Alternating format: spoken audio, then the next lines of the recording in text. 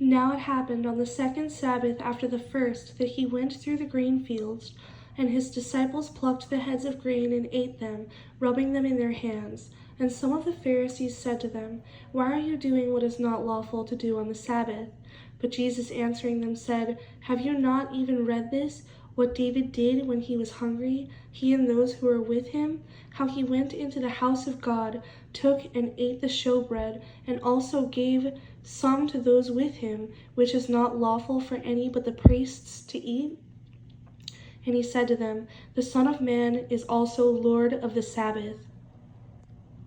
Now it happened on another Sabbath also that he entered the synagogue and taught, and a man was there whose right hand was withered. So the scribes and Pharisees watched him closely, whether he would heal on the Sabbath, that they might find an accusation against him. But he knew their thoughts, and said to the man who had the withered hand, "Arise and stand here." And he arose and stood. Then Jesus said to them, "I will ask you one thing. Is it lawful on the Sabbath to do good or to do evil, to save life or to destroy?" And when he looked around at them all, he said to the man, "Stretch out your hand." And he did so, and his hand was restored as whole as the other. But they were filled with rage and discussed with one another what they might do to Jesus. Now it came to pass in those days that he went out to the mountain to pray, and continued all night in prayer to God. And when it was day, he called his disciples to himself, and from them he chose 12, whom he also named apostles: Simon, whom he also named Peter, and Andrew his brother, James and John, Philip and Bartholomew, Matthew and Thomas, James the son of Alphaeus, and Simon called the Zealot, Judas the son of James, and Judas Iscariot, who also became a traitor. And he came down with them, and stood on a level place with a crowd of his disciples, and a great multitude of people from all Judea and Jerusalem, and from the seacoast of Tyre and Sidon, who came to hear him and be healed of their diseases, as well as those who were tormented with unclean spirits, and they were healed. And the whole multitude sought to touch him, for power went out from him and healed them all. Then he lifted up his eyes toward his disciples and said, "Blessed are you poor, for yours is the kingdom of God. Blessed are you who hunger now, for you shall be filled. Blessed are you who weep now, for you shall laugh. Blessed are you when men hate you, and when they exclude you, and revile you, and cast out your name as evil, for the Son of Man's sake. Rejoice in that day and leap for joy, for indeed your reward is great in heaven. For in like manner their fathers did to the prophets. But woe to you who are rich, for you have received your consolation. Woe to you who are full, for you shall hunger.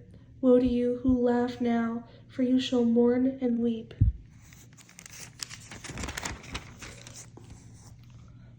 Woe to you when all men speak well of you, for so did their fathers to the false prophets. But I say to you who hear, love your enemies, do good to those who hate you, bless those who curse you, and pray for those who spitefully use you.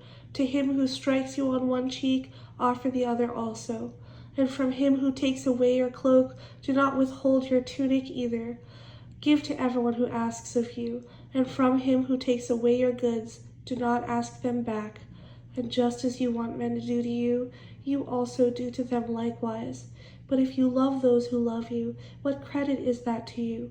For even sinners love those who love them. And if you do good to those who do good to you, what credit is that to you? For even sinners do the same. And if you lend to those from whom you hope to receive back, what credit is that to you? For even sinners lend to sinners to receive as much back. But love your enemies, do good and lend, hoping for nothing in return, and your reward will be great, and you will be sons of the Most High. For he is kind to the unthankful and evil. Therefore be merciful, just as your Father also is merciful. Judge not, and you shall not be judged. Condemn not, and you shall not be condemned. Forgive, and you will be forgiven. Give, and it will be given back to you. Give, and it will be given to you. good measure, pressed down, shaken together, and running over, will be put into your bosom. For with the same measure that you use, it will be measured back to you." And he spoke a parable to them. "Can the blind lead the blind? Will they not both fall into the ditch?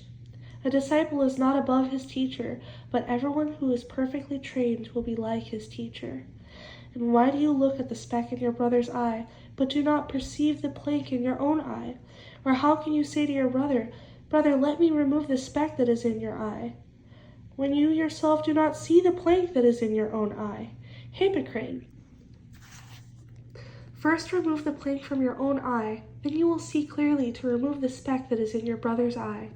For a good tree does not bear bad fruit, nor does a bad tree bear good fruit. For every tree is known by its fruit, by its own fruit. For men do not gather figs from thorns, nor do they gather grapes from a bramble bush. A good man out of the good treasure of his heart brings forth good, and an evil man out of the evil treasure of his heart brings forth evil. For out of the abundance of the heart his mouth speaks. But why do you call me, Lord, Lord, and not do the things which I say? Whoever comes to me and hears my sayings and does them, I will show you whom he is like. He is like a man building a house, who dug deep and laid the foundation on the rock. And when the flood arose, the stream beat vehemently against that house, and could not shake it, for it was founded on the rock.